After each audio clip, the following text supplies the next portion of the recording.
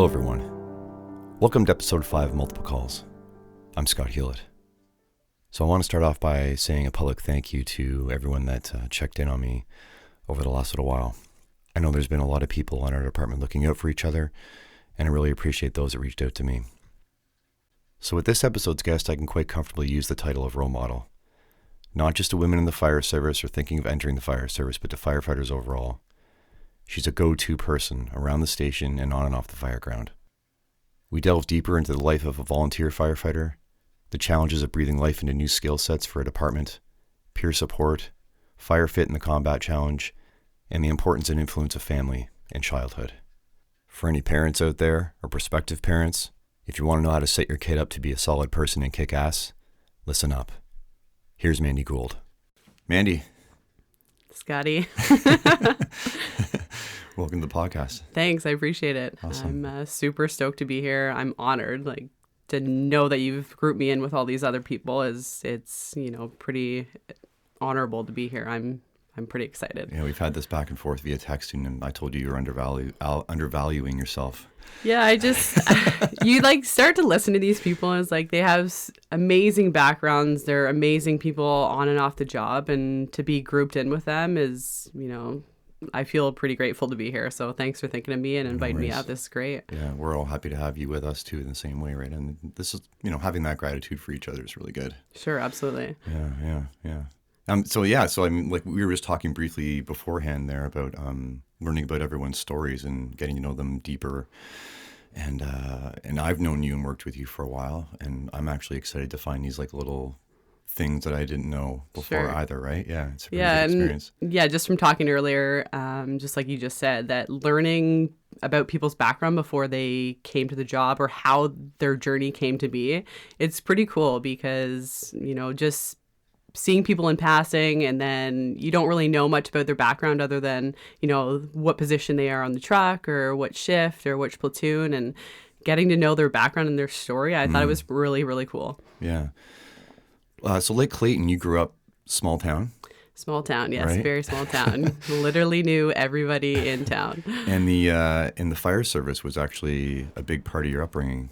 Yeah, my dad was a volunteer for 25 years and served his community. So a lot of what we did as kids and, and just things within the community was centered around the fire department.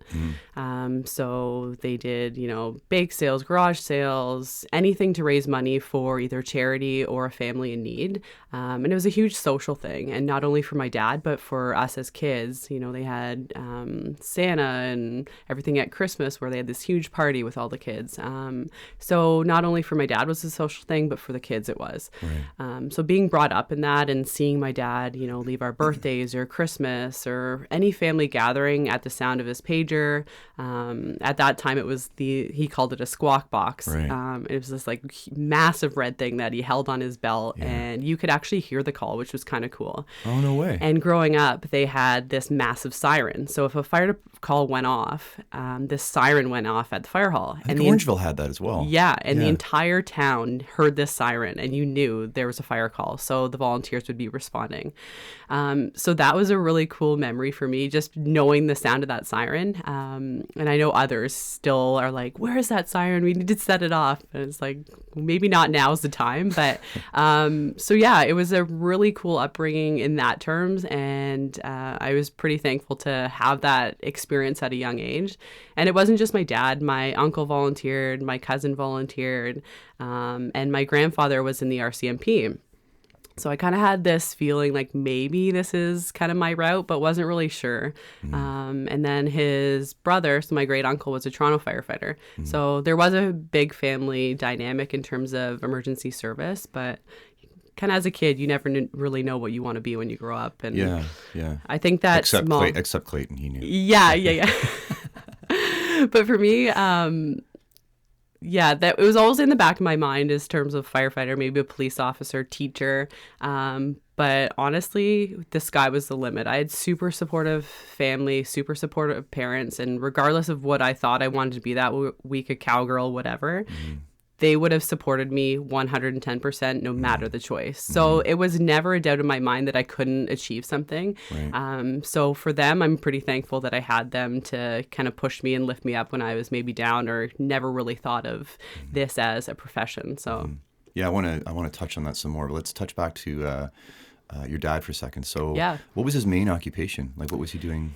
My dad ran his own business, so he ended up taking over a business from my grandfather. So it was an auto body. So it was Archie's Auto Body. My grandfather's name was Archie, and my dad took it over. So where I grew up, my grandparents lived next door. Not every child gets to have their grandparents live next door. So that was pretty cool. So my dad's business was out of the shop there. So lucky for him, he was able to leave what he was doing at that time if he was able and respond. So running his own business, he had that flexibility to actually run calls. So that I think was super fortunate for our local department. And I know a lot of the people that he worked with at that time ran their own businesses or were within the community or were firefighters in other municipalities. Right. And your mom was involved too. Yeah, so like Clayton mentioned in his, that there's a ladies auxiliary. So as so that organization, so with a ladies auxiliary, basically any spouse was involved in that. So if the firefighters were out on a lengthy call, they the phone chain kind of started ringing, and they knew just from the tone and from the siren going off that they were gone. And if it turned into hours or several hours, then they ended up starting kind of like that phone chain. It's like, we'll make sandwiches and coffee, and they just get together and get all this stuff, and they'd actually take it to the scene. Wow. And that was pretty cool. And we don't currently have something like that, but I think it's kind of something special that really brought the community together. Right. Just knowing who knows what they're at, because really, the pager goes off, the spouses don't know what they're responding to. So to know that they had that support behind the scenes, I think that was pretty cool. And it seems then at every level, I mean, from your dad to your mom to the outside community, this wasn't seen as some burden that they had to do on top of what they did for a living, right? That this was part of life in the community. Yeah, absolutely. I completely agree 100% with that. It was kind of a way of life. It wasn't really a burden on anybody. The odd time when the pager went off and it was like your birthday or something, it's like, oh, Dad's going. But when I look back now, I think it's pretty admirable knowing that he gave 25 years of his life to a community which essentially raised him. So he grew up in this community and I grew up in this community. It's like, wow, if I can have that opportunity to give back like he did, and knowing that, that department sponsored our sports teams, they raised money for families in need. It was just like this core group that really supported the community no matter what the circumstances were. And for some of them, like sometimes it was their own family and that was in need. Because in a small community such, where I grew up, that everybody. For me, like I said, my grandparents lived next door. My uncle lived across the street. My aunt and uncle lived in town. So there was a huge portion that was our family. And then I know there's others that were very much like that, they were second, third, fourth generations that lived in the village. So if we responded to a call, most likely they either knew the person, were related in some sort, or it's just a familiar face. So you kind of think of that too. It's like, they probably went to a lot of things that weren't so pleasant because they knew the person. Right. It's a double-edged thing. Yeah. And knowing now what I know in terms of like our mental health, it's like, wow, these people did all this regardless of what potentially could be the outcome. And to now know maybe their struggles or, that it was a challenge. And I think it still is a challenge. But yeah, for my dad, 25 years, and to know that, he gave back, and the friendships that he gained as a volunteer, he still is friends with those people. And I think a huge portion of that for him was the social aspect too. Right. I mean, I didn't have the volunteer experience before I got into the service. So, and now learning more and more about it, like I see that that's an unfortunate thing. Like it's a pretty special thing to do before you get on to a full-time department, right? Oh, and, for sure. this opportunity gives me, the chance to learn about it and think about it, pause and think about it, because we don't know, especially if you're full time, you have never done volunteer, like it exists. Yeah. But you don't really think about what it means, and then to hear about your dad, like he's running his own business. Yeah. Like that is not an easy thing. No, for sure. And so to take on the extra stress when you know what this job, what it deals with, it's crazy. Yeah, it's super crazy. And even to see him now talk about it, it's almost like his eyes light up. Like he gets his smile talking about, riding the tailboard. And, we don't do that anymore. So for him and me to have like that common bond, knowing, we did a lot of the same things, but in a different perspective, because now our PPE is subpar, where, they had trench coats and big boots and rode the tailboard, and it didn't no matter what the temperature was, So when he tells me stories like that, it's pretty cool to listen to, and it's bizarre to me to think that like that even existed. Or that we complain now. Yeah. And that's a huge thing, right? It's like, maybe we should think about what they used to have to do. And, perspective. Absolutely, for sure. Yeah. And it also made me think about how getting on a full-time department, and you can sit in the interview, and it can be an honest feeling in your heart, and it is for the vast majority of us, that we want to help people, that we want to give back to the community. It's not that it's a false premise, but when I think about volunteers, and I think about people like your dad, their own business, like choosing to do that, choosing to be a part of the fire service, that's the embodiment of wanting to help people and giving back to the community, because you're at little to no compensation. Yeah. And you're at risk for all the same things. Oh yeah, for sure. Right. And so that's beyond just having the thought in your mind of wanting to do it. You're actually doing it, right? Yeah. And that's definitely a perspective to think about, because I often tell people, if we had the enthusiasm, the commitment, the dedication that we do of our volunteer services in the full-time or the career departments, what a place it would be. Mm-hmm.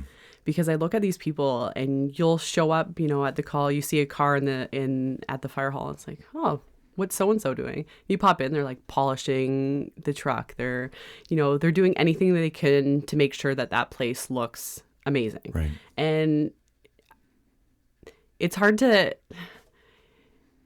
because they have that passion, that dedication, it's like, if we all had that same level of commitment, or half of it, like, it's amazing. Yeah. It's amazing to see that, and like their willingness to learn, and it is in both full-time and volunteer. It's just, I think that's something special when it's your community, like where you live, opposed to, you're going to serve maybe a bigger municipality. Right. I think there's more of I don't want to say it's different in terms of, it's hard to, I'm kind of losing my train of thought here. Yeah, it's okay. I just think they have a different investment. Yeah, maybe a different investment. It's a mentality. It's a worldview. Yeah, I think so. It really is, in their blood. But like it's always said, like, it's in my blood. But this is, because you could just up and leave. Like, you've got a job. Yeah. You could just say, nah. Yeah, oh, for sure. And in the middle of the night, 2 a.m., it's like the pager goes on. It's like, you could roll over. Right. Right, knowing you have to get up for your regular job at 6 or 7. Right. But they don't. And, I'm a big one to sort of try and, I want to speak the unspoken things, right? And then draw some perspective to it. So sure. Really, like in general in the service and areas that are mostly full-time, right? There's a thought, that's just you're just a volunteer. You're not full-time yet. You're not paid. You're not a paid professional firefighter, right? Is there not that? Would you agree with that? I do. And like, it makes you want to pull your face off. It does, because because the experience, it's no different. Like, we're still fighting the same fires. Yes. We're still running the same medical This calls, is what I'm the saying. same MVCs. It's still the same profession, only maybe they don't do it 24/7, 365. They maybe run 200 calls a year versus, 3,000 in the city. But it's essentially, you're doing the same profession. Mm-hmm. The wage may be different, but in terms of the equipment that they have, the PPE that they have, we're still doing the same thing. Right.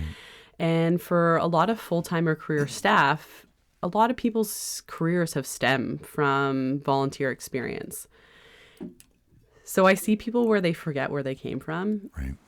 And that's challenging because I came from that same place, and I value the skills, the friendships, the experience that I have there, because not always are we going to have that same call, but I can learn something and pull something from that call that maybe I could utilize in, the more urban setting opposed to the rural. And there's no hydrants.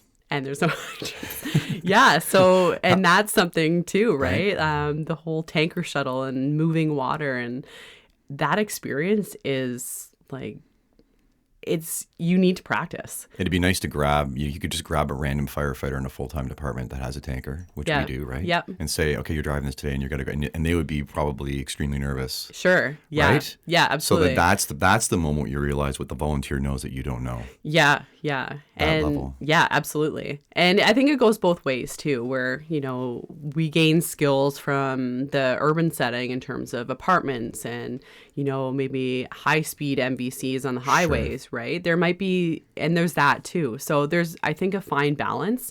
But in terms of some of the skills that we have are the exact same no matter what type of firefighting you're doing. Yeah, you're not dealing with industry alarms or industry fires or stuff like that. No, right? and that's where the challenge is, like, to think people's mindsets are so minute that they think that just because we're career that the volunteers, they're just volunteers. Yeah. And to say they're just volunteers or it boggles my mind. Or that you must be doing that because you want to get onto professional firefighting. It's like, well, no, I love my career. Yeah. And I love this. Yeah. And we have a lot of generational ones within the volunteer service. We have a 4th generation firefighter, and none of their family ever were full time.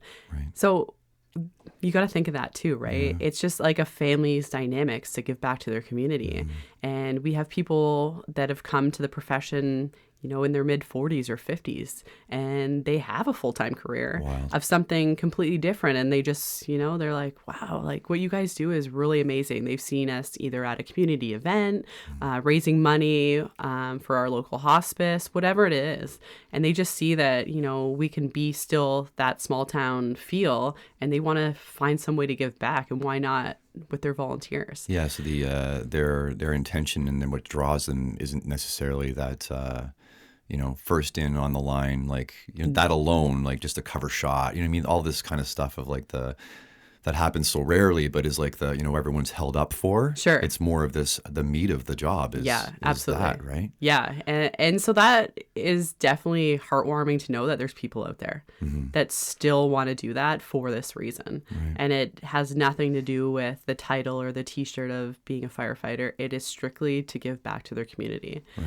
So I think that's pretty special. And let's touch on call volume too. So, we could look at call volume and say, well, station whatever 6 runs this many thousands calls a year, and the volunteer hall runs 200. But I think what we have to look at is also quality of calls, right? Like, sure, how many calls are false alarms? How many calls are, we don't necessarily need to be there for, but doing it for as long as you have and being involved in the volunteer world for as long as you have, do you find that usually if you go out, it's something?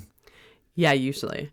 Yeah, so our station would typically run shy of 300 calls a year, and usually it is a good reason why we're responding. So with the full-time in the career, and we run a lot of false alarms, or they didn't call because they're testing their system, or something where it's like, oh, maybe they need a ride to the hospital, right? We see a lot of that in the city. Within the volunteer service, in the smaller communities, it's usually something that is pretty meaty. Like if we get a structure fire, it's usually fully involved. And when people say, we are saving basements, it's not the fact that we can't do anything. It's just, our resources are sometimes limited. It's time to get there. Yeah, and it's time to get there, right? Or the fact that it's even noticed, right? If your next property is like acres away. Yeah, and that is a challenge, right? Is by the time somebody realizes something's burning, it's like, well, maybe they're burning brush or this and that. And it's somebody driving by, and it could be, 20 minutes later to an hour later. And we know how fast fires develop, right? Yeah. And they double every so many minutes. And we know at that point, it's like, all right, on arrival, we have smoke showing that it's something pretty hefty. And at that opportunity. We're already calling in additional tankers knowing, we have a structure fire and there's not very many hydrants. Some of the more dense populations within the communities do have hydrants, but it's pretty much farmland, hundreds of thousands of acres that people own, and the next house may be, a couple acres down the road. So like you said, just finding somebody that actually notices it can be a challenge too. And then the response time, right? It's, somebody's called it in, then you think about how long it took them to call it in.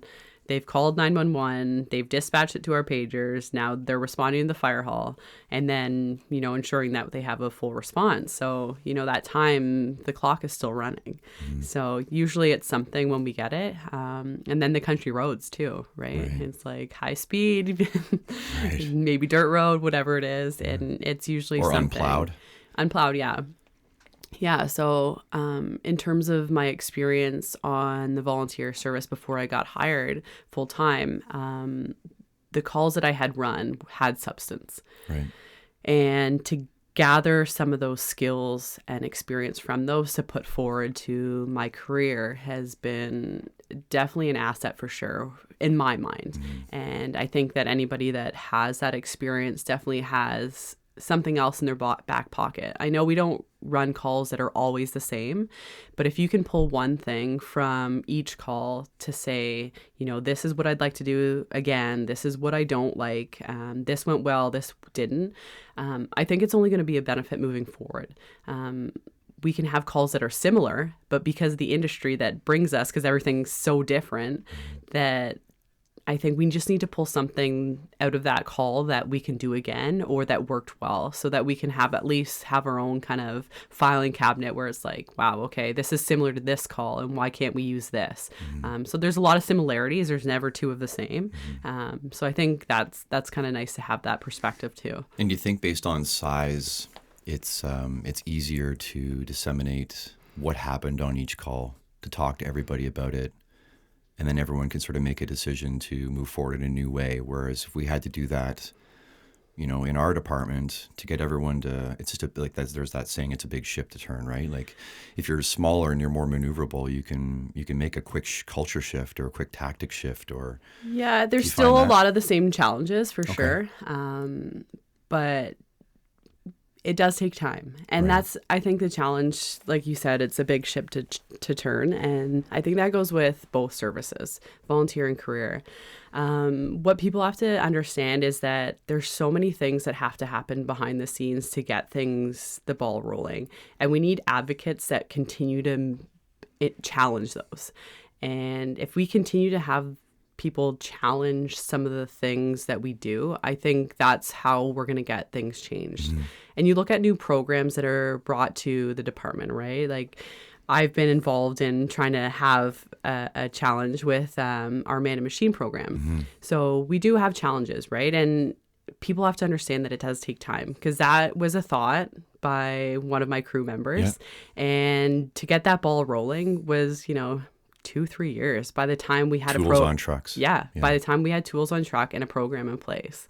And it's not because nobody wants to do it. It's just, it is challenging. And to know how many things are going on within our department all at once, to say, okay, we'll put the time to this. And it is the advocates on the floor that have programs changed. And you need champions. Yeah, absolutely. And I think that's how we get things to where they are.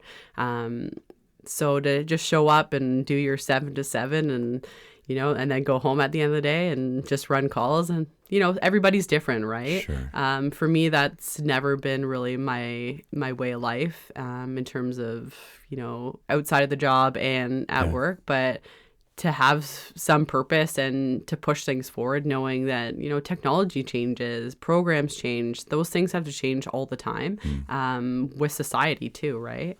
But we need those advocates and those champions to keep pushing programs and develop them. For sure. Because there's, each division is so big on its own. They can only handle so much. So I think we still need those people that are still within the fire floor and running the calls to understand that, these things are needed, right? Except the training division, that's pretty small. It is, right?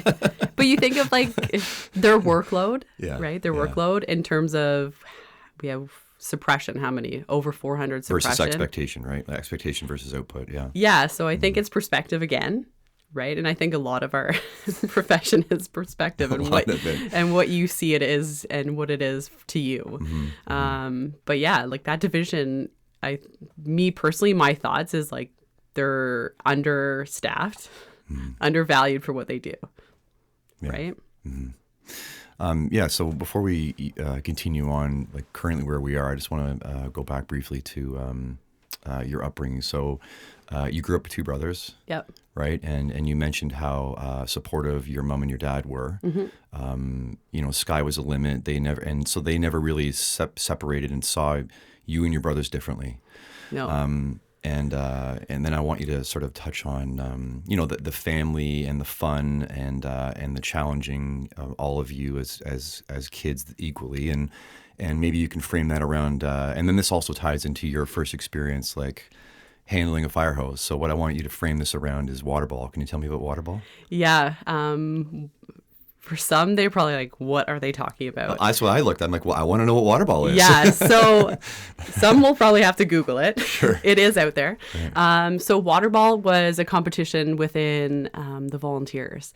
And they have a yearly like association kind of get together where all the volunteers within the province of Ontario come together. They have province. Yeah, they have like a camping. They have these competitions. What? Yeah, barbecue, the whole thing. It's pretty awesome. I've never actually attended, but just hearing from retirees and like retired ladies auxiliary on what this transpired to be was pretty cool.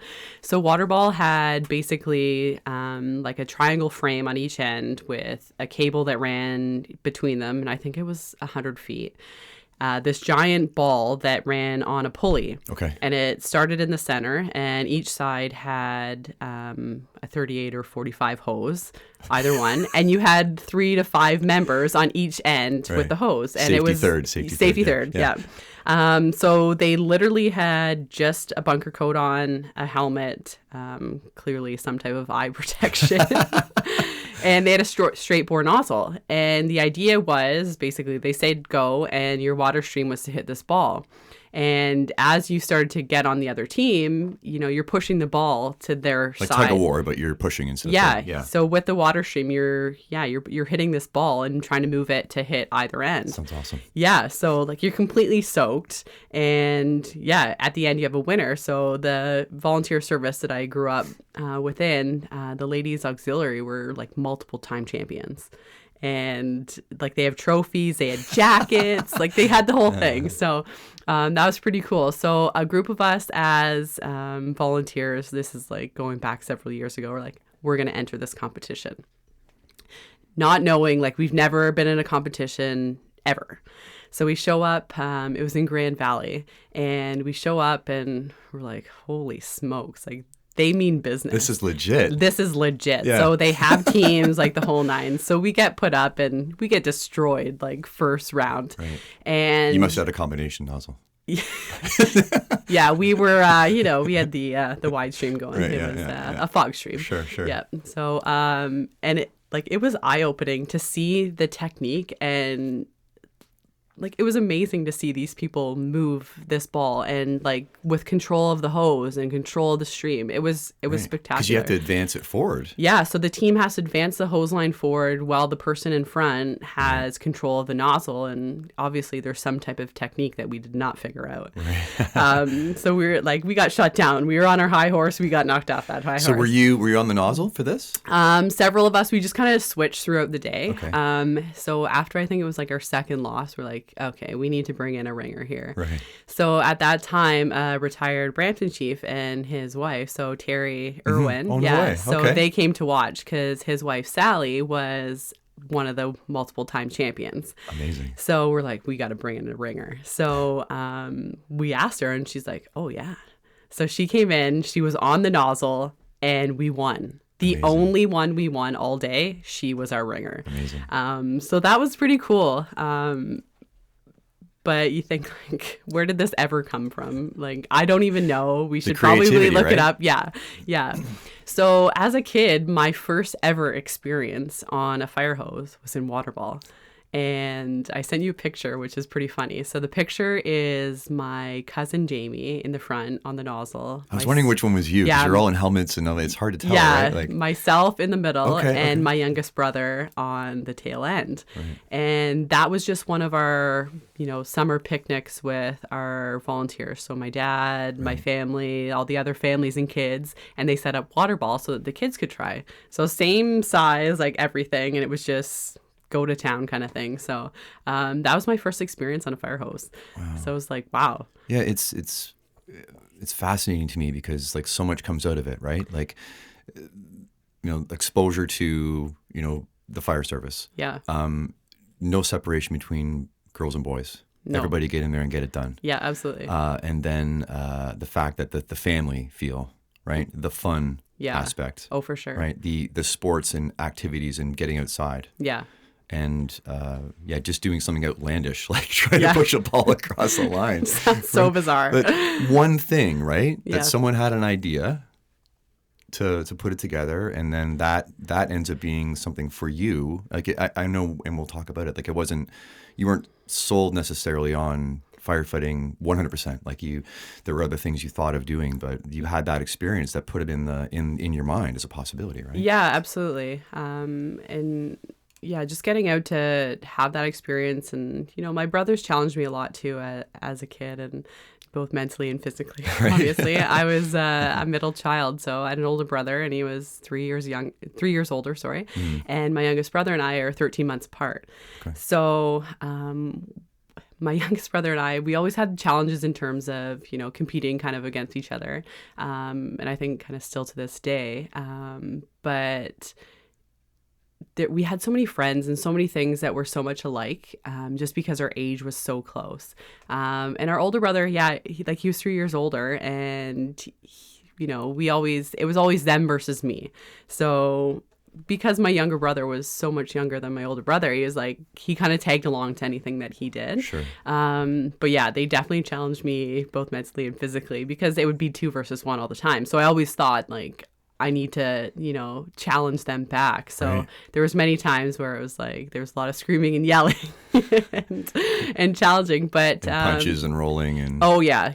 Like my childhood and upbringing was, I had Barbie dolls, and they rode around in a Jeep that was for G.I. Joes, or vice versa. So to say that I was a tomboy is probably an understatement. But you had exposure to everything. Like you had your atypical or your typical Barbies and that, but you had this atypical experience, which everyone should have, is you can play with whatever you want. And it was very much that way. I had dirt bikes, and we had snowmobiles, and water gun fights in the village. There was so many things that it didn't matter, your upbringing. Everybody was inclusive and brought together. But they definitely were probably the reason why I shaped to be the person I am, with the challenges that they gave me, and the support of my family. And your dad exposed you to mechanical stuff, right? Like the cars. Yeah. Oh, yeah. So your mechanical aptitude was really started to shape through him. Yeah, for sure. And even both my brothers are both in construction field, knowing, they're very hands-on. And yeah, my dad exposed us to cars at a very young age. And to think that, that would have some reflection on my career was, at a kid, you never think that what you do as a child is going to benefit you later on in life. And it sure has. So my dad ran his auto body business. He was super mechanically inclined, hands-on, engines, whatever. So we were exposed to that at a pretty young age. And, if it was sanding, or, we had to change our brakes, or, change a tire, that was never me to be like, oh, I can't do something like that. But thanks to him, obviously, that I'm fully capable of that. And that ended up stemming into me wanting to be a shift instructor for AutoX. So naturally, I turned to something that I had some relation to. And you run on a squad in the Man and Machine? Yeah. Right? So squad hall, went for shift auto instructor. And, that was pretty early on in my career. And to understand that I got a position against somebody else at, the years of service I had was like, wow, okay. Like they believe in me, and why can't I believe in myself, right? So naturally went towards the Ottawa X, and with the shift instructor, I wanted to be on a squad hall. So I ended up getting, I'm at 6 and we run a lot of calls. So that had a huge reflection on where kind of my career has gone. And yeah, with the Man Machine, luckily for Matthews, he was kind of like the pinball and the pinnacle of getting that rolling. So seeing a need for something and then seeing it hit the floor and seeing a program developed it's kind of eye-opening to understand the process, because neither one of us realized what the process was going to be and how involved it was. It's frustrating. It is frustrating. And even for him, like, I know he kind of reeled me in on that one. But being both shift instructors for B Platoon, it was, let's see where it goes. So we developed, the first PowerPoint and sent that to training. It's like, this is what we have. What do you think? And the first initial was like, yeah, it's good. Let's put it out to everybody. I was like, okay, let's back this up a train. One PowerPoint is not going to be successful for anybody. We don't have the tools. We don't have anything, right? So it was several years before we ended up actually having a program in place. And we ended up going for a Monday to Friday secondment into training to work with Jake and to work with Lee to get this program developed. So you don't understand how much there is. And there's a lot of pushback too. Like we had pushback. We had all these ideas and things lined up, and you get shot down. So perseverance is huge. Yeah, it is huge. And to get back up and say, no, we're not going to take no for an answer. This program needs to hit the floor. These are the reasons why. It's more understanding if you have that back, right? It's like, this is why, or this is how many calls we ran. I think having that as your forefront to say, these are the reasons why we need this program, they take it a little bit better, right? Sure. It's a little bit more understanding, but yeah, for those that don't know how programs are developed, it takes time, and it takes those people to power them forward and the time to put in to have a program to be successful. Yeah, it's a long game. It's a long play. Yeah, and then even to get tools purchased and kits and everything. And then when you hit the floor and you move around, as an actor, you move around all the time, right? You hear people mumble things to themselves like, oh, well, why'd we buy this brand of tools? And, this case is too heavy and this and that. Like, you hear it all, right? And it doesn't matter what program it is. It's like, well, you easily could take part or have an influence on the way our department rolls. But it's just funny to hear like those mumblings, right? It's like, we were on a budget, like we only get so much money. This is your budget. This is what we can buy per truck. There's a lot of things that are involved with building a program, and I know Yeah. But like I said before, it's perspective. Yeah, and I try and layer that against if people are, and it doesn't happen often, but if people want to say our job is, to compare our job to their job and say, oh, you guys have it this good and it this and this and that. My first thought is, well, like, you can apply. Like, I will help you. Like, I'll help you through I'll the type process. your resume. Let's do it. Like, so don't complain, right? You have the power to do whatever you want. Yeah, and there's challenges in every division, right? It doesn't matter if you're fire or admin or, apparatus maintenance. It doesn't matter. There's challenges in each one. And it's just finding the best foot forward, right? So you had this great support growing up from your family, and you also had great support with your volunteer department, right? Which allowed you to sort of move up the ranks. Can you tell me a little bit about that? Yeah, so I think I was 18 when I first applied, and I didn't get it the first go, and I was like, why wouldn't I get hired? I'm like, I'm 18, I'm eligible, I meet all the criteria. So next go around, it was just, again, perseverance, keep applying. So it wasn't how it is now, where it's like they post a volunteer posting. It's like, we're hiring this many people. You just kind of showed up and hope that, they liked you enough to be like, all right.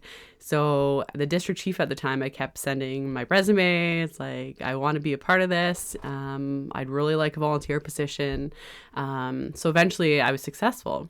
And again, it was just, you keep showing up, show interest. So I remember I finally got a call from the chief at the time, and he's like, come on over, we'll, get you fitted. And it wasn't new gear in any sense. It's somebody's used boots, somebody's used coat, like everything was used. But the special thing for me was I ended up getting my dad's helmet. Oh, no way. Yeah, so I wore that proudly. I was like, this is awesome. So I got to wear my dad's helmet. We never actually got to work together, which, for me would have been really special, but to know that we had that common bond is pretty cool. So I got hired, I think it was about just shy of 19. So I got hired at 19. Just had this eagerness to learn because you're so outside of your own comfort zone. It's like, I want to be comfortable with these things, knowing how risky the job and profession is. So I quickly ended up becoming a training officer. I spent several years doing that. As positions became available, I'm like, I'm applying for these. Why can't I? Right? And for the training officer, it's like, I think a lot like Chris said in his podcast that to be good at something, like, why not teach it? So a lot of my experience was, researching and developing a PowerPoint or, walking myself through the steps that we're going to need on the fire ground on emergency call. For me, that was the best way for me to learn because I was hands-on all the time. I always had something to do with the research or looking up things or calling somebody like, I have no idea about this tool or no idea about this. Can you help me out? And a lot of the older firefighters were, some of them worked full-time as firefighters somewhere. So to get that knowledge and experience from them on how to utilize something was, something you can't even pay for, right? Like, it's like, help me. And they are so willing to learn or to teach because, like, that's their element, right? Why wouldn't they want to teach somebody something that is their element? Yeah. So from, 18 years old to a training officer, I was probably like 22. Wow. Spent a couple of years doing that, and a captain's position became available. So I'm like, cool. And at this time, I was also a career firefighter. So I ended up being successful at that. So the volunteer experience helped me gain my position there because, this volunteer service believed in me. And why not believe in yourself, right? And moving forward from there, from a training officer to a captain. So I was successful at a captain. So I held both positions for a while, the training officer and a captain. Mostly because, nobody was really eager to take the training officer position at that time. So I tried to hold both, and then, it becomes a lot, right? And you're trying to manage, personnel and emergency scene, and, you're just trying to juggle a lot of things. So I ended up giving up the training officer position as I started to begin to apply for a district chief. So the district chief position became available. So at that time, I'm like 8 years as a volunteer. And to think like this small town where these, men and women, I was the first woman in our volunteer service. And to see these older men look at me for advice and experience and, some type of knowledge, that was really eye-opening to realize like they just took me under their wings. Yeah. And they respected me for who I was on the job and off the job. So that was pretty cool to have them, some of these guys are, we're in 40s, 50s, 60s, we have a gentleman that was in his 70s at the time, and he was a retired firefighter. And to see him accept me for who I was, the knowledge that I had, and the things that I bring from outside of the fire hall into the fire hall was pretty special. And to let them to see that, they didn't think of me any differently from anybody else there. Right. And that was awesome. Then to get, I was successful at a district chief's position, and, that was kind of like reaching for the stars at that point. And for me, I was like, any of these applications, I'm like, if anything I can gain from them, it's just experience. To sit through another interview or to write a resume again or to sit in front of a panel and tell them why they thought they should pick me, why shouldn't I do that? Why shouldn't I gain that experience? And if anything, just pull one positive out of each one of those and, move forward. If I didn't get it, oh, well, I still get to ride the back of the truck, break down floor water, The fallback's pretty awesome. Yeah. Honestly, like the fallback to what we have from, the front seat or to wear gold stripes or white helmet in our sense that, falling back is like, oh my. It's a sweet deal. Yeah, it is a pretty sweet deal. Yeah. Right. So my career moved pretty quickly through the volunteer ranks, and I'm super thankful for that. They believed in me, believed in my abilities, and because of that, I ended up getting a full-time position with our department. And, it's pretty awesome. Like, I talk about it now and I have a huge smile on my face to think like, this is my career. Right. So that experience with your volunteer department, that kind of, it puts that, what we would say the stereotypical, what we would think the experience of a woman in a fire service. And then you're in a rural area and, and people with, that are twice your age or more. Like you would, if you told someone that this is what you were going to do, they would have a storyline in their mind of how it's going to go. And it kind of turns that on its head, right? Like you had an amazing experience. And I did. And were there? And then you were also one of the first women on our current department, right? There was a few, but I mean, you look at the numbers, like really, you're still breaking ground. So, sure. Talk to me a bit about women in the fire service. Your experience. What the general thought is. What are your feelings on that? Yeah. Like you said. I never really had a bad experience. That's what I'm picking up on. That's what I want to expand on. So when I hear people that do have a challenge or a difficult position, male or female, like I wonder how that came to be. And because it obviously happens. It clearly happens. Majority of time, yours may be a highly unique experience. And it could be very much so. I remember I ended up attending one of the Fire Service Women of Ontario conference, and Shelley and I had gone, and we sat in with a speaker. She came from the U.S. I believe she was a deputy chief, and she was kind of talking about equality and talking about people's experience and her experience as she came to be. Mm-hmm. And she kind of opened up the floor to say, like, tell me about your experiences. And I remember sitting there thinking, and I looked at Shelley and I was like, we haven't made, like, to think the experience that we've had on the floor and to listen to some of the things that other female firefighters were talking about. Right. I was like, we are so lucky. Mm. We are so lucky to have the people that we work with, because the respect that we have and the experience that I personally have had has been amazing. Well, you have actually what just should be normal. And it should be, absolutely. Be a luck thing. It should be like... Yeah, and for me, it was an eye-opener because I never, ever once thought that was the way it would be somewhere else. Wow. And because of my experience through the volunteers and just being thought of, as anybody else there, right? Yeah.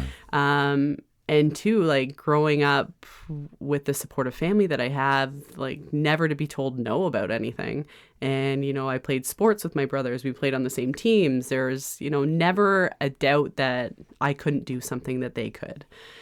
And for me, like listening to that in the room, like I was kind of overwhelmed thinking like this actually happens. Like, I don't know if I was just super narrow-minded at that time, or you only know what you know, and that is true, right? So to know that happens like boggles my mind, right? To think, because we all come in all shapes and sizes, all backgrounds. It doesn't matter. Like we're all super capable of doing the same thing, right? And so for me, not to realize like that happens, I was like, that was mind blowing for me. Right. And I remember looking at Shelley and being like, wow, like we are so lucky to work for the department we work for. Mm-hmm. Not only for that reason, but in terms of like where we are in terms of programs and, what we do on the floor it's pretty amazing. So we work for a pretty awesome place.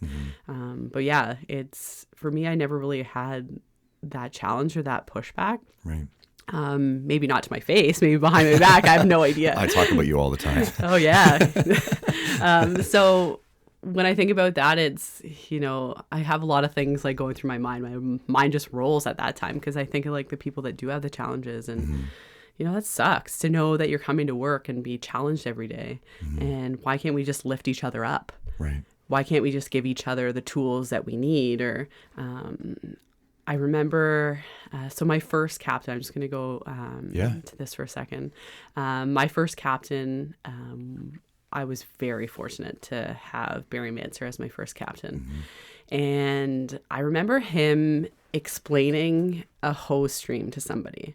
So normally, we'd be like, okay, let's flow water. This is a straight stream. This is the fog. This is like a smooth bore. Like these are the nozzles, and this is how we do things. I remember somebody asked a question about flow and about, we were at that point where we were doing like kind of like that pump operations. And I was very new, like I was very green in terms of our career, right? And we were talking about flow rates and, friction loss, the whole nine. And I remember somebody asking a question about the hose. And Barry goes, let's go. So we walk back into the bay. We get the garden hose off the wall. He takes off the nozzle and he's like, turns the nozzle on full blast. And it's like, all right, you want volume? Here you go. You got volume. Right? And he goes, now how am I going to get reach? And the guy's like, well, it's still the same pressure, only now, you're putting your thumb over the end. Right. So look at the reach we get. Right. But less volume. Right. So for a captain to take the time to now put it in perspective for somebody else that they already know. They already know it. They just need to have it in their common terms, right? And context. Yeah. So to watch him do that for somebody and take the extra, 5 minutes to explain something and walk somewhere else opposed to where we're standing and looking at. Right. That was a light bulb for me to realize. You watch their brain log up. Yeah. Halter. But to realize that somebody will take that extra second to make sure that somebody knows their job, for me, that was a light bulb to be like, that's the captain or that's the officer that I want to be. And you'll never forget that. And I'll never forget that. Right. So for me, it'd be like, to take that and now show somebody that's like having the same questions. It's like, see, you take something from everybody, right? And that was something very cool that, you don't often see somebody taking the extra mile to help somebody. Right. And I think that's where we need to lift each other up and find something that is in their terms or context. And that gets to knowing the people that you work for or work with, like knowing them. Where did they come from? And I think these podcasts are amazing because now you understand like where some of these people come from and why they're here. Why they think the way they do. Exactly. And getting to know those people that you work with and your crew members, I think will go a long way to make sure that they know, put it in their context as to how they're going to understand this. So that was just like eye-opening for me. And this is what, makes you a great instructor too, because you think more about the audience and the person that's sitting in the seat and what do they need to hear? Like, how do you need to frame what you need to tell them in the way they need to hear it so that it locks in their brain? Yeah. Versus trying to cram it in their skull based on the way you think it should be done. Sure. And we still have that where there's things that have to get done in a training scenario, right? And you think of, the lesson plans or the objectives. So certain things have to be. You need structure for sure. Yeah, absolutely. You need that structure. But you have to look at people's backgrounds. And I take just man and machine because that's what I know, right? And taking somebody that was a mechanic before they got on this job, to have to run them through all of that doesn't make sense, right? It's like, these are the objectives. You know how to run this tool. You know what this is, the whole nine. Now you're just taking a ring off a finger. Exactly. Which you may not have done, but you understand the concepts. Exactly. Maybe these aren't the same tools that you use, but the way they work are the exact same. Maybe not same brand, but in terms of, like the whole thing, it's like, these people don't need that. But then you have other people that come to the job very green in terms of, tools. They've never touched a circular saw, a bandsaw, a whizzer saw, whatever it may be. They've never touched those things. So, those people need the extra time to be confident.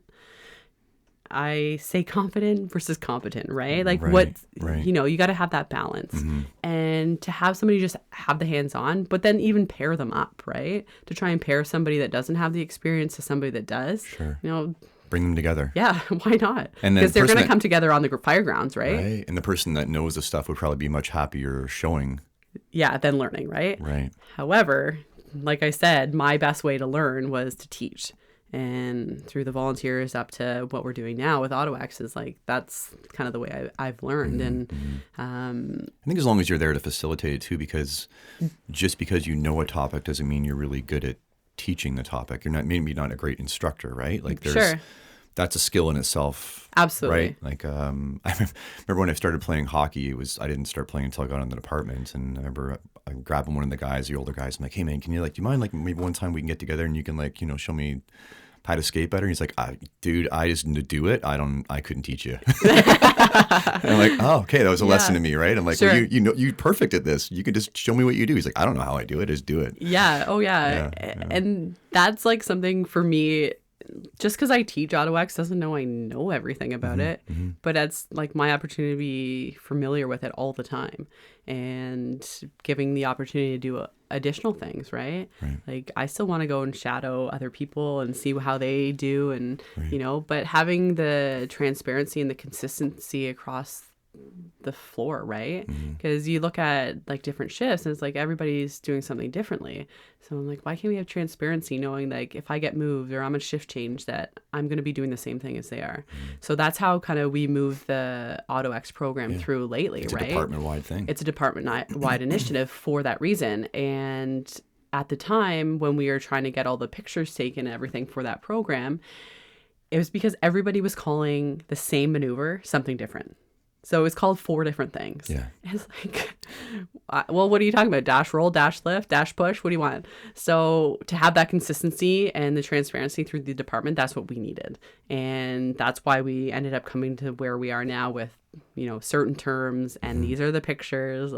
And it broke it down, right? You think of like why people come to this profession is because it's something different every day. They can be hands-on.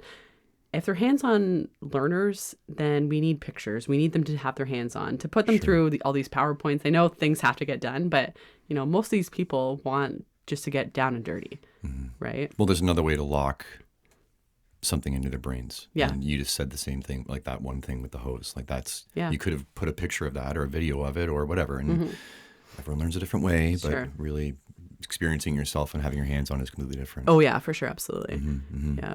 So you talked about, why can't we lift each other up more and then how understanding people will, build this empathy and maybe allow us to have better, be better capable to do that. So I think that's a good segue into peer support. So when did that come into your purview? Like how did that come about? Again, it was pretty early in my career, but I remember my district chief at the time kind of coming as like, it'd be really cool to have your perspective on, kind of our mental health and being the age you are, having a female perspective, might be worthwhile. And never really thought about it before. And then it kind of was like that trigger in my brain. It's like, yeah, like, who helps the helpers? Right. Like we're offering all this assistance to the public and the stuff that we see, the things that we hear, the things we smell, it's like, yeah, that's got to trigger something, right? So I honestly had no experience in terms of mental health. But you had curiosity. But it was pure curiosity and, out of my comfort zone. Let's do it. I love that. Which is like so bizarre, right? Most people would back into a corner. It's like, yeah, let's do it. Why not? So, it's like, who helps those helpers? So, again, fortunate to be a part of that team and, with yourself. I learned the most about myself through that committee, that, our peer support team.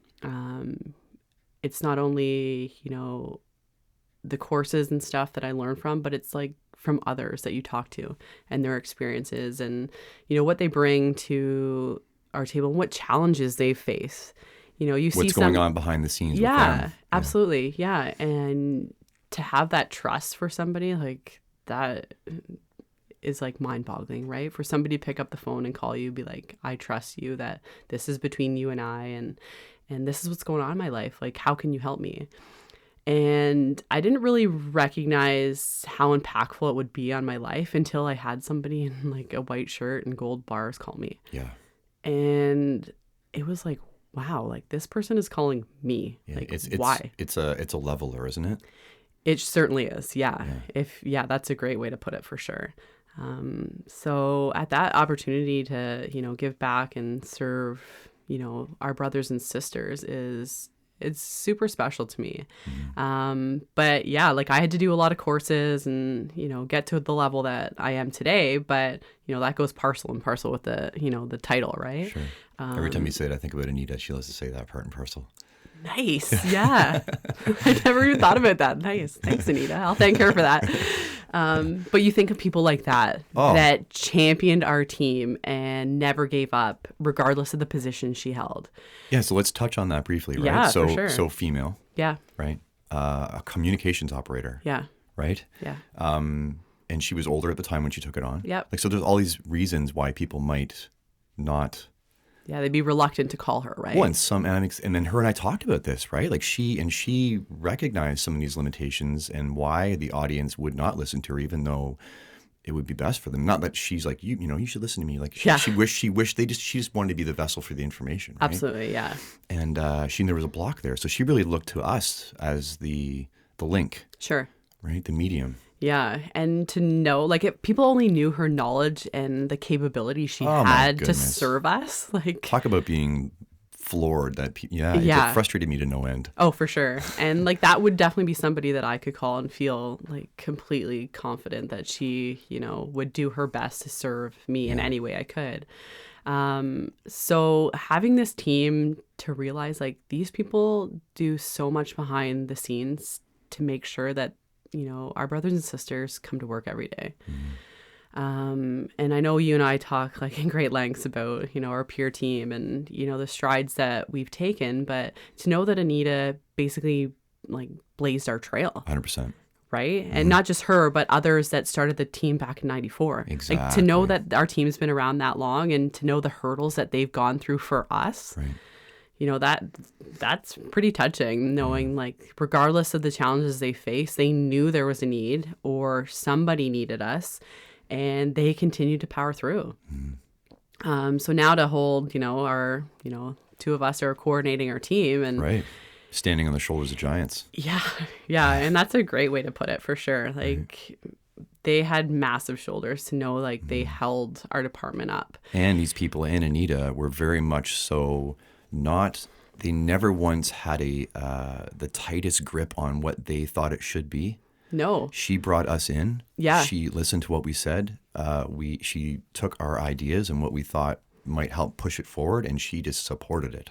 Yeah, very much so. Right? And she was very open to hearing new ideas, new ways, for training or, courses or something that we thought was valuable to us. She was happy that we would take something. If, we think of how many different, there's so many things in terms of mental health of like anxiety, depression. We talk about suicide, substance abuse. There's so many things that, could trigger any one of us. And to know that her scope was, whatever you thought it was. So that was pretty cool to have somebody in her shoes to lead us. Yeah. And now for the two of us to kind of continue her trail is pretty great too. And, I think it is like a team effort. Like we were on the phone to her all the time. Like so she has this, she's like, you can do this and you're, all the support. And then she lets us, take our out of our comfort zone and push it and our own ideas. But in the flip side, I would be calling her like, Anita, what do I do about this? Yeah. Oh yeah. Right? And she's kind of like our leaning board almost. Yeah. She scaffolded. I feel like she scaffolded us, right? Sure. Like, yeah, absolutely. Yeah. And we're just like continuing whatever she built, right? And then she slowly just stepped back as a member. And then she's like, you guys got this. Yeah. And, when you're like, oh, so you interested in, coordinating this team? It's like, oh boy. It's huge, right? Yeah. And obviously I was like, yeah, for sure. Whatever you need. Like me saying no is pretty slim. You didn't turn this down. So. Yeah. But again, like I still don't know everything. I can help facilitate things, but again, being out of my comfort zone, it's like, all right, let's do this. Let's, for me, it was just like having all these things where I could just pull from and for experience, because not only do we help our members with this, but when we go to calls, like you talk about empathy, right? And the difference between empathy and sympathy. It's like we go to calls and we can utilize those skills to assist family The members. soft skills, yeah. And that's kind of what it's about too. And you go to calls and, you know, I remember this lady afterwards after a call and she goes, you know, you guys, you really went above and beyond, I think, why you're here. And it was her brother at the time that had passed. And at that time, you know, our driver came in to assist with what was going on and they ended up coding him. But at that time, we could have just left. Sure. And I remember my captain looked at me and I was like, I got to go upstairs for a second. And it was for her. And she had no family members around and she knew what happened. And it was just, you know, kind of taking the extra step just as, you know, comfort, like, As a fellow human being. yeah. Sometimes we forget that, right? All the time. You know, it's just not bunker gear. It's, you know, there's no cape under there. Like, as much as we think, oh, yeah, look at my cape. But it puts this barrier between the title and the uniform and the gear and the truck and all the stuff. It puts a barrier between you and what the thing is. And I talked to one of the guys recently about, you know, if you showed up to a house fire driving home today, like you'd still do something. You've got none of that. So what makes sense in that moment also makes sense when you show up with all the stuff. You just got more options, right? So yeah, for sure. Same with that, speaking to that mother, right? Yeah, and it was just, you know, just to have that shoulder just to quickly have a small conversation. It didn't have to be really in depth. It was just, you know, can we call somebody, you know, like... You're not alone in the world right now. Yeah, basically. And for her, like, she stopped by the hall later on. She said, it took me a while to track you guys down, but, like, thank you for that, because at that time, I had no idea what to do. Right. And she goes, you know, you guys did more than I think you had to at that time, but I'm really thankful that you were there. And small things like that, it's like, you know, that makes you feel pretty great that, you know, we did our job and maybe a little extra. But for us to keep... I go back to, you know, the guys and girls on the floor. There's so much that happens behind the scenes with our peer team, and people need to understand that everybody has some type of challenge in their life, and to treat them as you would treat, you know, your mother, your brother, your sister daily, because we have no idea what's going on at home. We have no idea what's going on in their head. To have them being treated as, you know, you'd want to be treated at that time. We're family. We're going to have disputes. We're going to have disagreements, and we're going to butt heads. Sure. And you think of all the personalities. That's going to happen on our job, right? It's going to happen. It's happening right now. But yeah. But just have the respect for one another, to be a human being at that time. Just ask how things are. Sure. Like, we're all peer supporters. It doesn't matter if you're on our team or not. We're all all on the same peer team. We're all here for the same reasons. You know, why can't we assist each other? And I think that I'm kind of losing my train of thought on that one, but...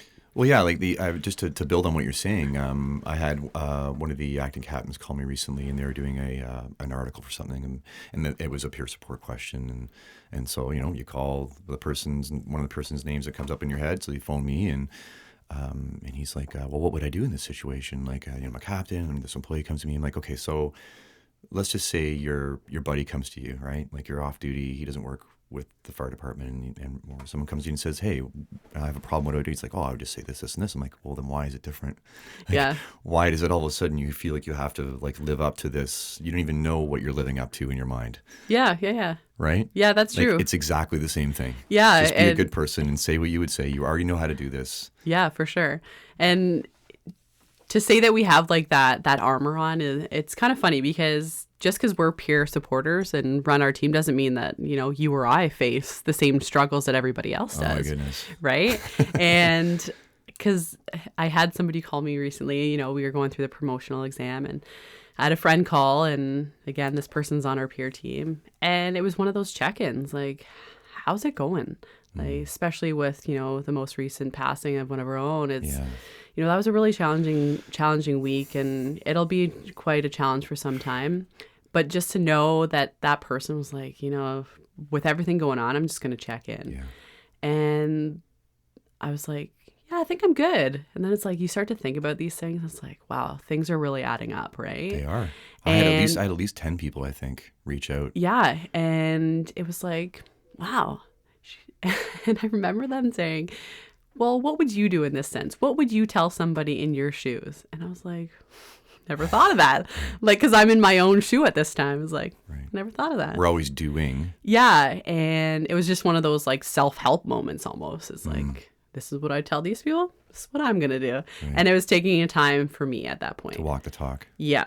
And sometimes easier said than done, right? Sure it and is. Oh my goodness. And I said I'm guilty of it myself. When we talked after doing some of the R2MR, that some of the captains decided to change the talk around the table, and that was awesome. Like to hear that from a captain, realizing like we want to change the way we talk around our kitchen table. I was like, this is great. Like we're making waves, and I can say that I'm guilty of it myself too. That the odd time you get caught up in rumors or whatever. We all do. And it's one of those things. It's like, you know what? I don't care. I don't care what's going on. It's rumor. Until I hear it from that horse's mouth or that somebody wants to share that story with me, right. It is what it is. And let's leave it. Right. And like you said, it's easier said than done sometimes because you get hung up. Like that's just kind of like the chatter that goes on. And it's like, we need to change. And, for us, I think our department has made leaps and bounds. And sure. With our Stigma Lost Stop campaign to say, for us, we're not going to lose another firefighter in, this method. Right. We can remove that one thing. Yeah. If we can remove that one thing and say that our department's, leaps and bounds ahead, we're still going to have challenges. Sure.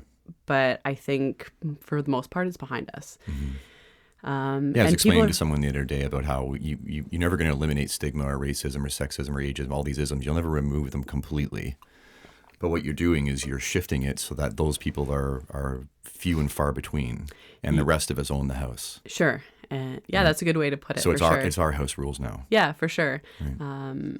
And I like that because, but again, we're all taking responsibility for ourselves and our own actions. But sometimes people don't take responsibility for themselves. Right. And that's where we need to hold them accountable.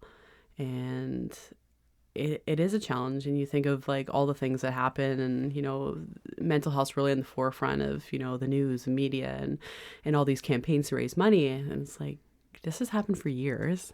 Like it's just, again, it boggles my mind, right? To know that, But great to see it's finally happening. Yeah, finally, right? Yeah. And it's like, we need this. Yeah, and you and I pitched it also to get perspective with culture. Is that the culture isn't something that you subscribe that exists in and of itself and floats, in the air, and you subscribe to it. Like we were telling people that your crew is culture. Like it literally, you are the culture. You go and you talk about the kitchen table, and you go back, you just make a decision to operate a different way. Culture shifted. Yeah, it's literally that easy, but it's an extremely difficult thing for people to wrap their heads around, right? Yeah, for sure. Yeah. It is for sure. But yeah, it's just like every crew's got to take responsibility for themselves or actions. And how was doing?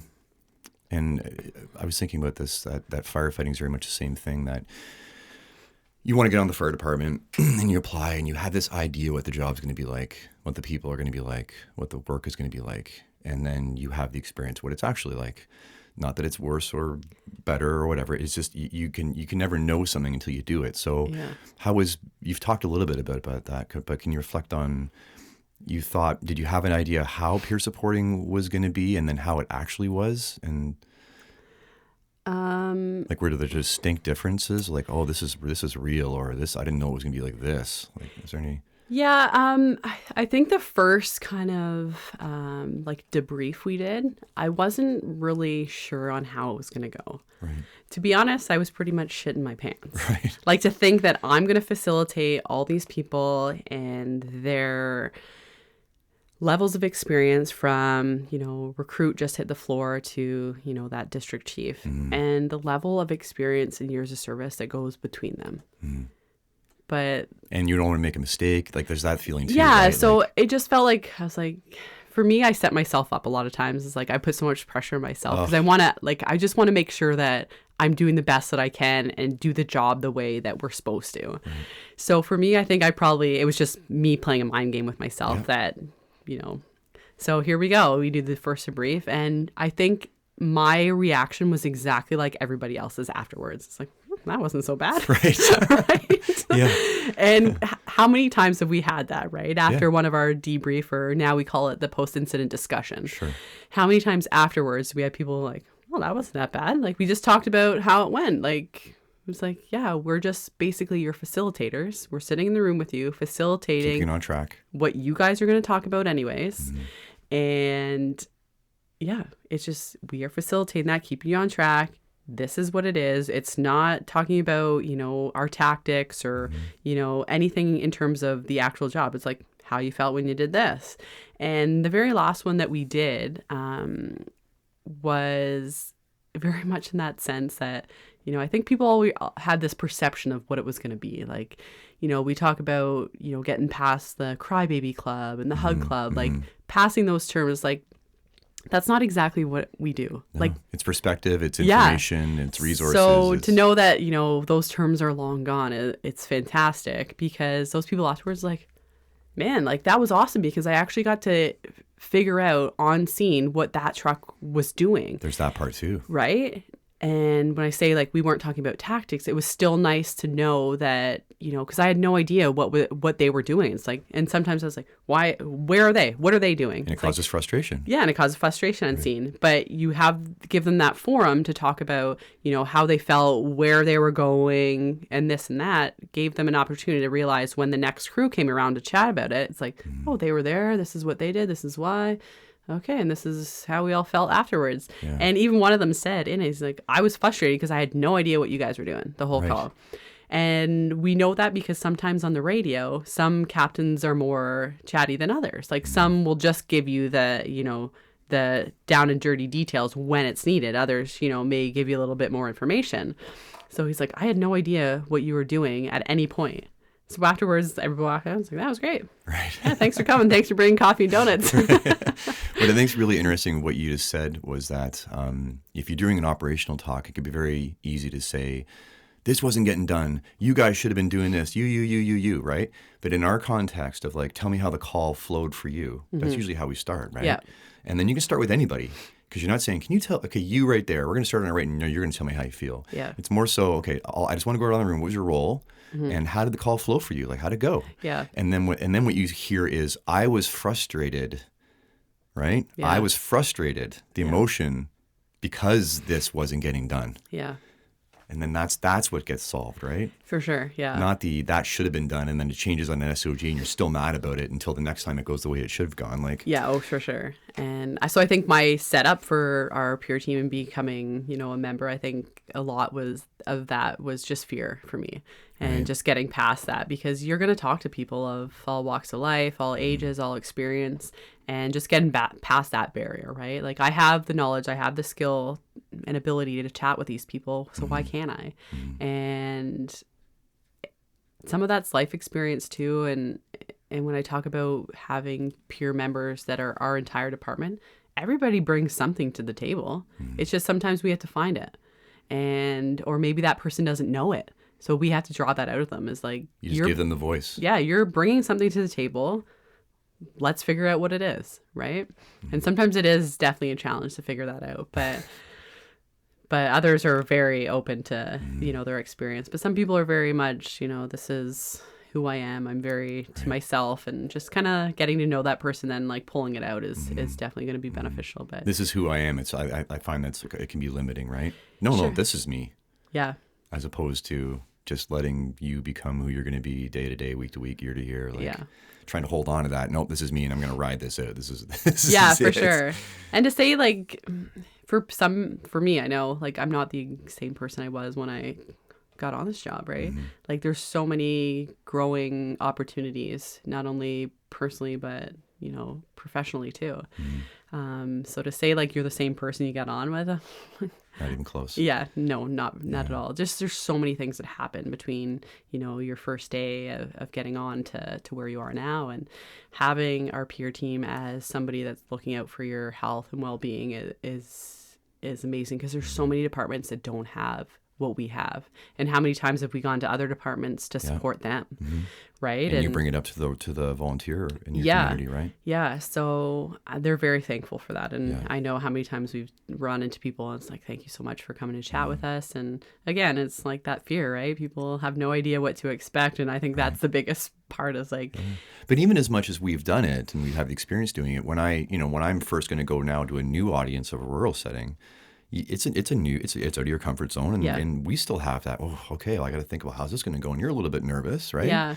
Yeah, and sometimes our own mind's playing games with us, right? I think it's the majority of what's going on. Yeah, and I know we've had a couple times where we've done our presentations. It's like we know our audience, and we're already thinking we're setting ourselves up, right? We're like, oh gosh, we're like, oh no, here we go, and then after, like, that was a piece of cake, right? They were amazing. Yeah.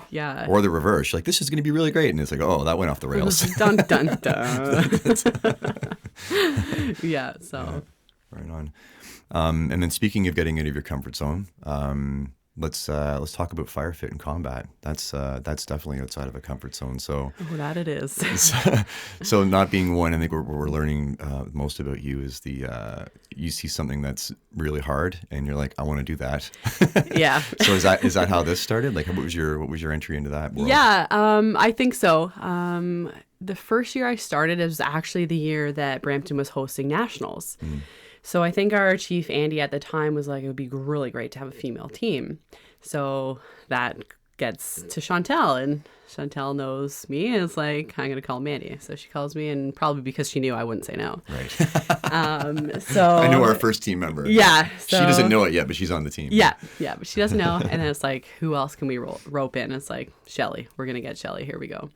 So Chantel, Shelly, and I were the first female team, and I remember going to the tower for the first time and thinking, oh boy. And to have the experience of the people that, again, blaze our trail with combat, to be the ones to teach us, I was like, this is awesome.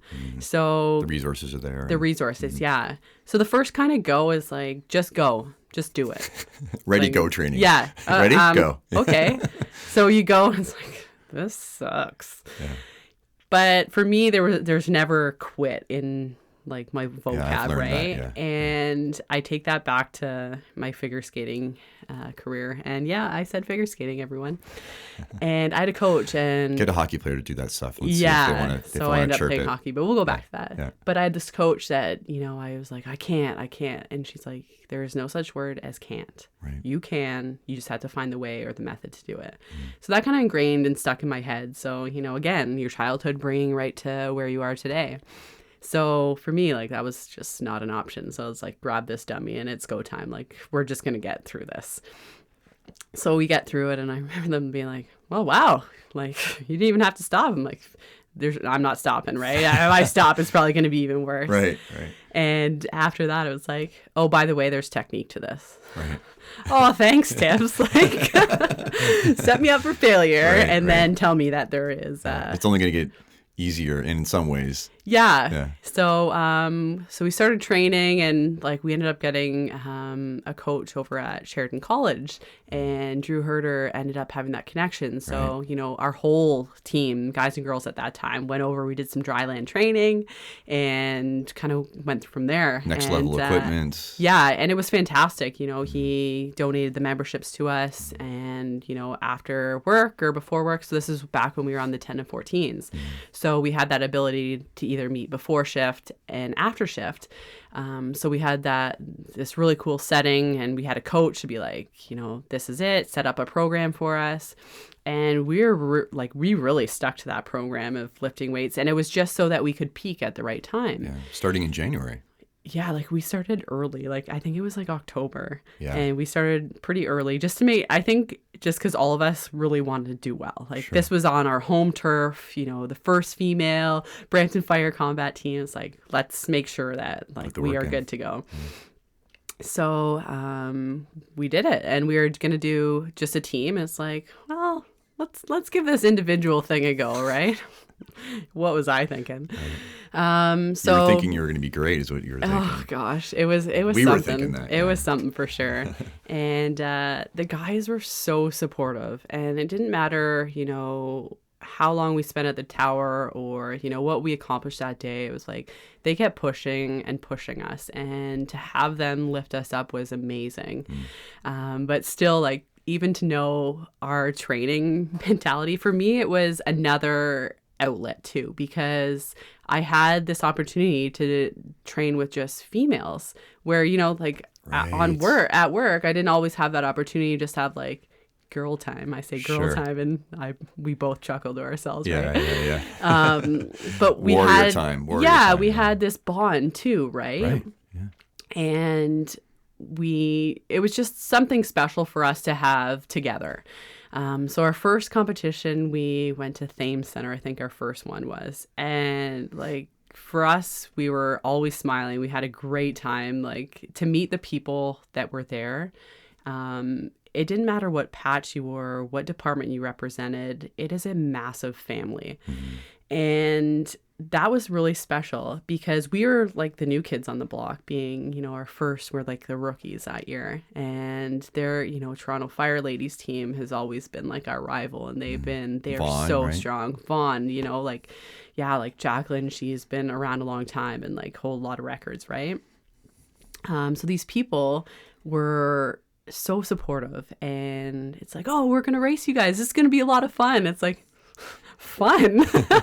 Like, I know what this course is. Yeah. But afterwards, like, it's high fives and hugs all around. And for us, it was like, all right, how can we improve our time? What can we change for the next go? And we hosted nationals that year, and that was our first real taste of, like the big competition. And to have like your own brothers and sisters around the course, like egging you on, and to have like you ref that year, and I think Zeus obviously was there. But you guys to push us along and referee, and it was a lot of fun. Like, we had a great time. Honestly, I don't even remember what place we ended up. I don't know. I think Toronto beat us. I think we got silver, Yeah. but It's archived. yeah, On the and website and for it doesn't sure. even matter. Right, But right. for majority of it, like, this family is something special, and I decided to take on the individual that year too, and that was my first ever kick at the can. And I remember just let's power on. So I ended up getting matched up, I think, with like the number one ranker, and this is at nationals. It's like, oh boy, here we go, right? And it was pretty awesome, like, to have people jump over the barriers to push you beyond what you thought you could push yourself. It's like, wow. You really do pull from everyone else, because you're like, I got nothing. Like, literally have nothing. And to have them there to yell at you is like, holy smokes, like, this is awesome. So that first year led us to several years of combat and, national championships. You've had personal successes with it? Yeah, personal, team, tandem to worlds. Like, that world stage is pretty amazing. To meet people from all over the world, and then you come together again like the next year, and it's like you never even missed a beat from the last one. Right. These friendships that you gain are amazing, and probably lifetime friendships, right? Sure. But again, there's always challenges there too. And for Chantel, like, she is a fire prevention officer and thinks she want to be out her comfort zone and try the combat, right? Like, to put on the pack and, all that, like, through investigations, they do that. But I thought to myself, I'm like, wow, this is someone like so cool that is like, I don't care, I'm doing this. Right. And I remember at one of our competitions, somebody said to her, well, you're just a fire prevention officer. Amazing. Wow. And to this day, Chantel and I laugh about that. 'Cause we're like, So okay. so when he woke up, did he change his mind? And to When my he- surprise, it was another female. What? Yeah. Wow, okay. And that was like, what? I just Like, assumed it was a guy. See, I yeah. was wrong. No, I made a it's judgment there. no, it's all good. But yeah, and you would assume that, thinking like the females will stick together and push each other up, right? Knowing the challenges that some face. Yeah. And it was just like, what? It never, like, that never even crossed my mind. Again, you're just a volunteer. Yeah. Same kind of like Yeah, and it never crossed my cut mind. people out of the knees to make yourself feel better. Yeah. Yeah. So it never crossed my mind even to think that she couldn't do that. And when we were first training, we convinced Sue King from communications. So we had like our fourth, because we were very, in terms of numbers for females on the job, we were, at that time, slim to none. Yeah. So it's all of us or none yep, of us. It's everybody. So let's put a few calls out and see, the fishing rod's in. We're seeing where that bobber's going. So we ended up getting a few, but we raced for years, and like to this day, like some of my fondest memories on the job are racing combat with those girls, and the friendships that I've gained from combat and from them. I cherish those friendships that we have. But yeah, combat, it is something for sure. It's something. It is something. So speaking of like lifetime friendships and supporters jumping over the barriers and that, I don't think we can skip over Dan. Sure, like, yeah. and his impact, right? And the fact that you guys volunteer together, like yeah. You guys have a really like something special, like an idyllic experience, right? He's your biggest fan, by the way, right? Yeah, he is. He's very special to me. So if anybody doesn't know, that's my husband, Dan. Yeah. He has definitely been my biggest supporter, my cheerleader, picks me up when I'm down, my sounding board, right? And because he has an idea of how the job is, that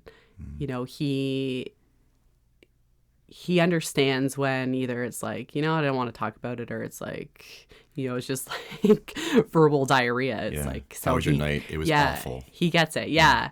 And to have somebody in your corner like that is, I think we all need somebody that's going to be an advocate for you, that's going to pick you up when you're down, and to understand a little bit about the job. And he didn't always understand the job. When we first met, he was a parking enforcement officer. Or sorry, at that time, no, he was a security guard, like for a major mall. So he did security. And when I first met him, I was like, oh, this rent-a-cop, right? Like... Anyways, so you're busting his balls. Yeah, just busting his balls, which we have that common thing. Anyways. If she's pulling your hair in the square, it means she likes you. Yeah, it means she likes you, right? So, he again, like, it didn't bother him. Like, he just kept pushing back. So, and sounds like someone I know. Yeah. You met your match. Yeah, met my match for sure. Yeah, so literally. Yeah, and I remember my dad saying to me one of the times he first met, he's like, if you find somebody that will put up with like your humility, your humanity, like if you find somebody that is a good reflection of that, like this is the person. And he took to Dan. Like my dad was like, yeah, he really liked Dan, just in the sense that like he was always there, and he was one of those people that it didn't matter like how much I joke with him or made fun of him, like as you're poking fun, he would give it right back. And like it was almost like that perfect pairing. And he's been there like through literally my entire career to this point. And when I first met him, I was like, I'm never dating a fire guy. Like he knew what I did, and he's like, I'm never dating a fire guy. And it kind of like poked his like, what? And I was like, I've been there.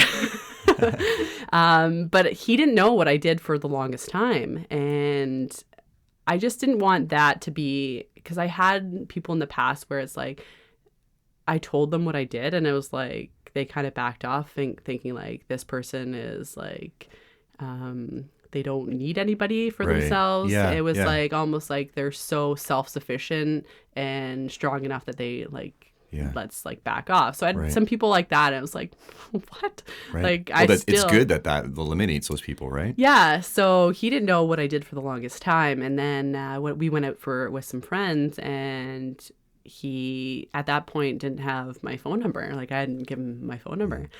So my bestest girlfriend was there, and she's like, well, he's like, you think I can get Mandy's number? So I must have got up to go to the bathroom. She's like, well, why don't you get it yourself? So I guess he started like going through my things. And I was like, oh, I'm just going to go through my things. So he found like my wallet and had a badge. And he was like, what the heck is this? Like, Had no idea, right? So he ended up stealing my phone number. Are you a cop? Yeah. And from this day, like, he is the first one to tell somebody what I do. Like, he is so proud. Very proud of you. Of what I do. And when we ended up buying a house in the community that I grew up, he only like grew up 10 minutes from me. So the fact that our paths never crossed is crazy. Like, it's crazy to us. And clearly fate brought us together, whatever it is, right? If you believe in that. So we ended up buying a house and thought, like, this volunteer. I was like, how cool is this? And just seeing kind of what I did with the volunteers, he's like, I'm super interested in this. I was like, awesome. So he applied. He wasn't successful the first time, just in terms of numbers. I had nothing to do with that. At that time, I think I was a captain.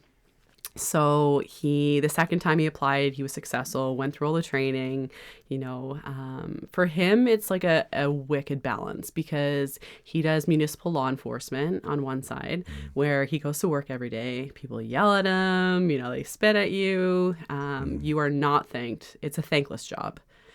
Then he comes to the volunteer service where, you're riding in this big red truck. The kids are waving at you. People are happy to see you arrive. So he has that really awesome balance where it's like, my job is what it is, and he loves what he does. Right. It's just the fact that, the members of the public are not respectful to the jobs they do. Mm-hmm. And then he comes home and, gets to ride this big red truck, and it's like, this is awesome. And the same people that were spitting at him would be waving at him. Yeah. Isn't that nuts? And have no idea, it is right? Nuts. Yeah, it is so bizarre. So for him to have that, he's awake to that, right? You see it now. Oh, and he knows. He's fully aware of that. Right, yeah. And to be able to run calls together, that's pretty cool too. Let me tell you, he has big shoulders. Because the guys often joke, like, she tells you what to do at home, and then you come here and she tells you what to do, right? So he's got big shoulders in that sense. But he definitely has been the person, like, that's been in my corner. And he is probably, the reason why I am at the position that I am today is because I always had that support. And from my childhood through my parents, like my family to him and his family, right? Like they're all like super supportive and proud to, know that I am in the profession I am. And he definitely is definitely my biggest supporter and my biggest fan for sure. Right. I'm glad he's going to hear you do this now too. Oh yeah. Yeah. But he's like just in the background all the time. Like if it was combat, he was there, cheering me on to, applying for a position where maybe I didn't believe in myself for some small, minute reason. He was there to be like, these are the reasons why, and he'd list them out. And to have those people in your corner, and like not just him, but like friends and family and, other people on the job. And for him, like this is a super awesome profession, because he now has these friendships that have developed through not only my combat, but the people that I work with. Oh, and he's super personable and just like... Oh, he'll talk to anybody. A joy to be around. Oh, yeah, for sure. Because I remember when we went to Medicine Hat Nationals, like you were there, and this one, like he's at the bar, people he just met, like, and he's like, is it okay if I hang around? I'm like, either get in the van or get out. Like, because we had to race again the next day, right? It's like, either get in or get out. So I remember him and Brad ended up showing up at God only knows what time. But I remember that, I met these cool people. Yeah. And he's like, I'm talking to them. Like, and he'll talk to anybody. But he's always been there along the sidelines. And these friendships that he's developed, I think he cherishes those too. Sure. And he often, will go out with the guys like that I work with, or text them and call us like, oh, I talked to so-and-so. I'm like, you did? Yeah. Like, okay, cool. Like, are you guys going mountain biking? Like, and he'll tag along, and I don't think for 1 second anybody ever was like, who is this guy that just tags along? We're glad he's there. But I don't think of him in that sense that he's tagging along. No, like he is. No. He's pretty cool. So that's awesome. Yeah. So as we get close to finishing up, I've been asking people sort of, a couple maybe the same questions just to get different takes. Like, it sounds like you've been getting great advice along the way, and then you've been, even in your internal voice, you've been giving yourself great advice. But either is there anything that you would tell yourself at any stage along the way that you wish you could go back and say, hey, just this is a little piece of advice to help you along, or you can frame it as if you think of people in these different stages that you've talked about that didn't have the benefit of the people around them that you did, or the upbringing that you did, what advice you would give to them, right? Because there's people out there that are having a different time. Yeah, right? absolutely. And I know there's challenges, and I think my journey has been unique in the sense that support's been there, and I've never had the pushback to say, like, you're not capable of this or you shouldn't be here. For like the newest recruits, I know I've gone in, we've done our peer talks with them, and I often tell them to get involved early and find a committee or something to get involved with. Not only to learn yourself, but get to know the people that are, riding the back of the truck with you too. Because those people essentially have your back. And that's the way I found that I got to know a lot of people, is through some of those committees, And right? they get to know you. And they get to know you. So if you get involved, it's not only those people that you work with, the 24 that you get on your, for me, it would be like, if I just showed up at 6, I only know the people at 6. I only know the other shifts that I switch off with. Those are the only ones that know my ability, where, you go to these committees, it's like people from different shifts, different, experiences. Like, these people can be your advocates too, right? And you learn so much from each one of those people, and they're all there for different reasons. So I'd say get involved early, whether it's, hockey or, the sports, or if it's just, within the association or, AutoX committee, the TR stuff. There's so many things that you can get involved with on our department. And I think getting, involved or get your feet wet with that, I think is definitely some good advice. Not saying that I guess it works for everybody, but it worked for me.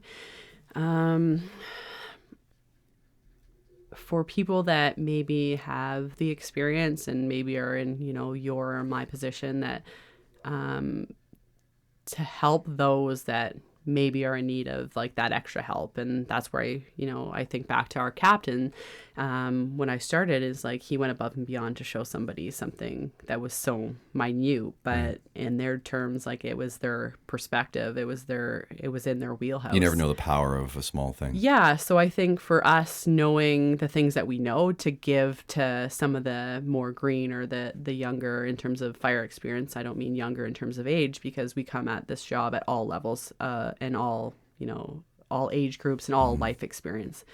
And to say somebody comes to the job inexperienced it's like, that's that narrow-mindedness again. We have no idea what jobs they had, what experience they have. So just finding that from them, like finding whatever sparks their interest to bring to our job. Yeah, for sure. I'm just trying to think of anything else that advice that I would just give somebody.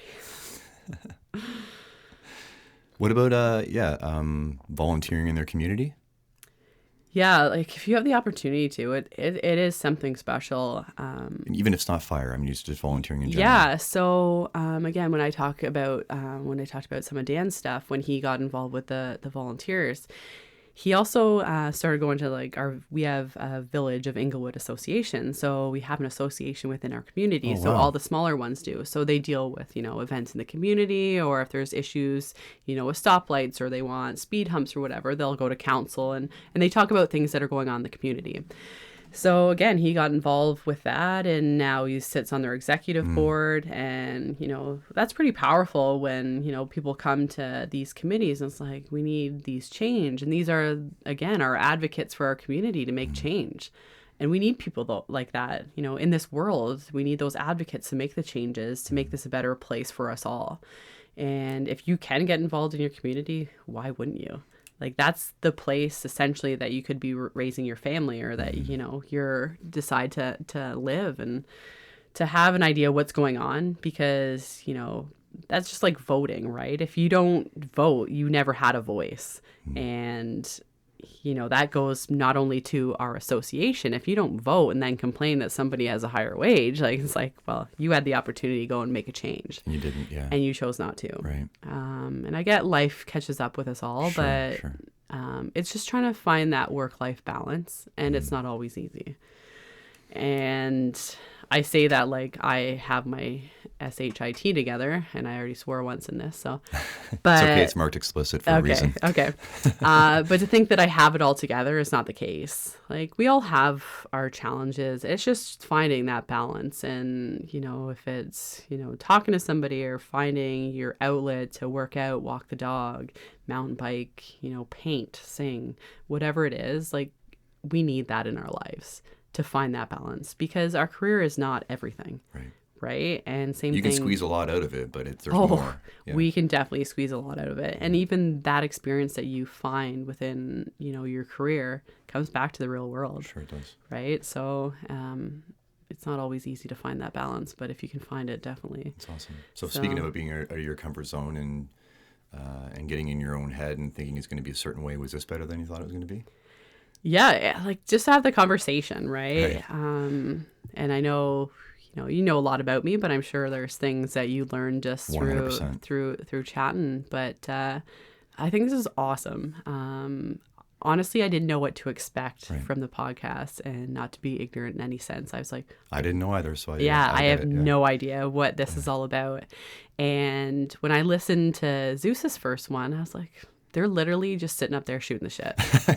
Like, this you guys could totally do over beer, right? But getting to know everybody on a personal level, not just a career level, was really awesome. And it's very unique because, you find these amazing people on our job that keep empowering people and keep pushing things forward and testing the limits. Like, that's how we make change. And like I said, like, I text you, I was like, I feel subpar when you put me next to these people. And for you to say, like, you undervalue what you bring to the table. You do. Yeah. It is what it is. But I'm super honored to sit here with you and kind of tell you my story and what, my journey was like. And I know there's a lot of people that, they'll take this for what it is, right? But I'm a pretty open book. So if you ask me something, I'll pretty much tell you on the floor. But, so on that note, people maybe if they want, if anyone wants to get a hold of you and ask you a question, they can probably just email through me. Oh yeah, absolutely. They can message the, through the website and for sure, or Facebook or whatever, and I'll pass it on to you, and you can touch back to them. Right? Absolutely, yeah. I don't mind at all. Cool. So I'm pretty open. I appreciate you being here. Yeah, thanks, Scott, for having me. I appreciate it. Take care. You too.